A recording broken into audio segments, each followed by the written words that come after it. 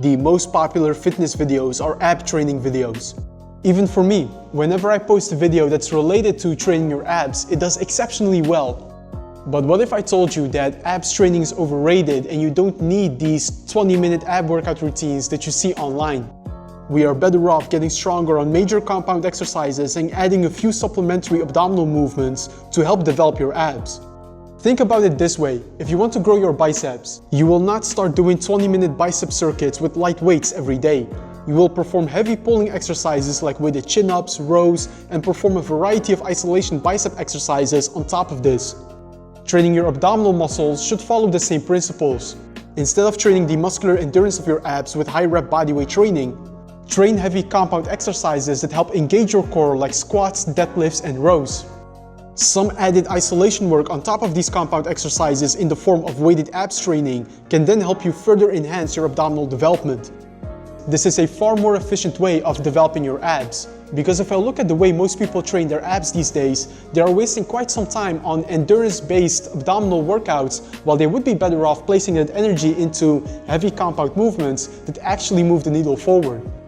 Treat your abdominal muscles like any other muscle. We train the abs through heavy free weight exercises, and 2 to 3 times per week you can isolate the abdominal muscles through an isolation movement. This is pretty much all you need. The abdominal muscles stabilize your trunk and spine, so whenever you perform free weight standing barbell exercises, your abdominal muscles will have to act as stabilizers. To give your abs more training volume for them to grow, having some isolated abdominal training is beneficial, but we are talking just a few exercises per week here. Now, some people may argue that they like training their abs more frequently because it gives the illusion that you're starting to burn belly fat as you're performing these abdominal exercises. But as we know through research, we cannot spot reduce fat by training an area more frequently. Even if you train your abs very often, this will not reduce your belly fat to a greater extent. A 2011 study researched the effects of training the abs 5 times per week. While the abdominal muscular endurance of the participants definitely improved, the 5 times per week abs training did not result in more belly fat loss. This goes for any muscle group, by the way. Another study found that training your legs with higher repetitions does not burn more fat in the thighs either.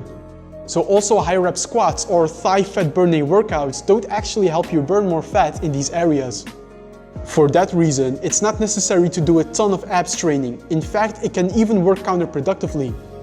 Because if you fatigue your abdominal muscles so much through abdominal training, you may notice worse stability on compound movements in which your abdominal muscles act as a stabilizer.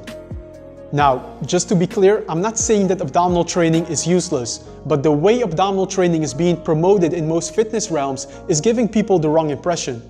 If you perform ab workouts to develop your underlying abdominal muscles, we don't want to do crunches or flutter kicks every day. We want to focus on compound exercises while also having some isolated abdominal training 2 to 3 times per week in which you mostly do movements that you can progressively overload. Because like any other muscle, the abdominal muscles can grow if you overload them. As shown in a 2017 study, when the participants trained the abs 2 times per week for 10 weeks, the muscle thickness of their abs increased by about 2 to 3 millimeters. So building thicker abs through training is definitely possible. Let's now look into how you can approach your abdominal training the effective way to get the desired result. Whenever people say they want to develop their abs, there are typically 2 main muscles they are looking to grow. First, we have the rectus abdominis. This is the, so to speak, six-pack muscle since it contains 6 to 8 blocks of muscle tissue. The main function of your rectus abdominis is spinal flexion. Next to the rectus abdominis, we also have the obliques. And the obliques are mostly responsible for torso rotation. If we want to train your abs for actual growth, then we need to overload these before mentioned movement patterns. This is why 2 of my favorite ab exercises to perform are the cable ab pull downs and cable wood chops. With the cable ab pull down, we directly train spinal flexion, so the rectus abdominis will be mostly trained. Train this exercise in a 10 to 12 rep range. Once you're able to handle a certain weight for 12 repetitions comfortably, you can simply overload the movement by increasing the resistance. About the cable wood chop, with this exercise we directly train torso rotation, focused on training your obliques. Set the cable at around chest height and take a big step away from the cable. While keeping your hips mostly stable, rotate your upper body towards the cable machine and come right back to the other side. Since we use a cable on this exercise, you can also easily overload the exercise by simply increasing the weight as you get stronger. Train the cable wood chop in a 10 to 12 rep range as well and focus on increasing the resistance over time.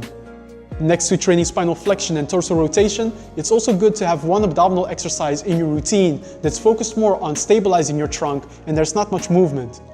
Think about movements like weighted side planks and hollow body holds.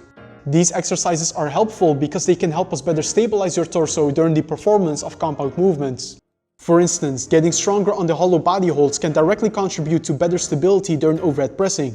So if I had to simplify abdominal training into an effective strength training routine, I would basically just have a spinal flexion movement like cable ab pull downs, a torso rotation movement like cable wood chops, and a stabilization exercise like the hollow body hold. If you focus on overloading these exercises and you perform them about once per week, you will get a far better abdominal stimulation than any random 10-minute ab circuit. By the way, this is how I approach my abdominal training as well. I have these 3 abdominal exercises in my routine.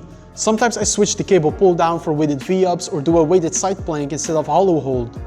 But the principle is what matters. Train the 3 key movement patterns and focus on overloading these patterns over time to build thicker abs.